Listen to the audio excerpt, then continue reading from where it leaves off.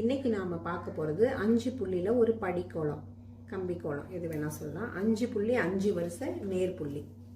இப்போ இந்த புள்ளியை சுற்றி ஒரு லைன் போட்டுக்கோங்க.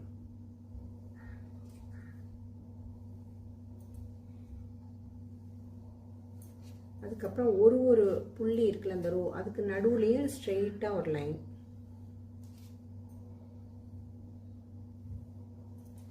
அதே மாதிரி இந்த பக்கம் குறுக்கில் ஒரு லைன்.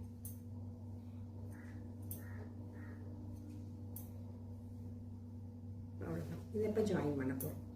இந்த சென்டரில் இருக்கிற புள்ளியில் முதல்ல ஒரு யூ மாதிரி இப்படி ஜாயின் பண்ணிக்கோங்க. அதே மாதிரி பெருசு, அதே மாதிரி ஆப்போசிட் சைடு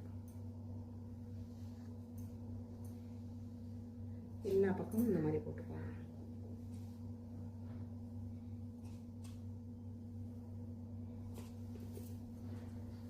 இந்த கார்னரில் முதல்ல வி ஷேப்பில் இருக்கிறதுக்கு இப்படி ஒரு தாமரை மாதிரி போட்டுக்கோங்க, முட்டு மாதிரி. அதுக்கு அடுத்த இதுலேருந்து அதே மாதிரி எல்லா பக்கமும்.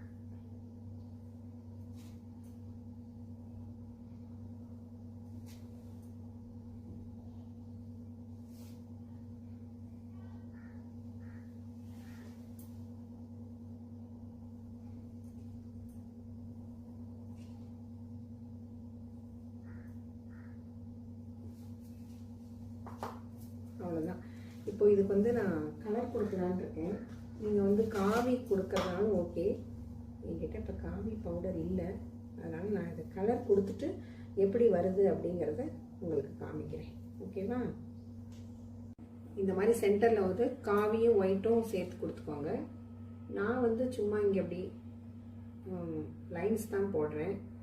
உங்களுக்கு விருப்பம்னா இங்கேயும் நீங்கள் கலர் கொடுத்துக்கணும்.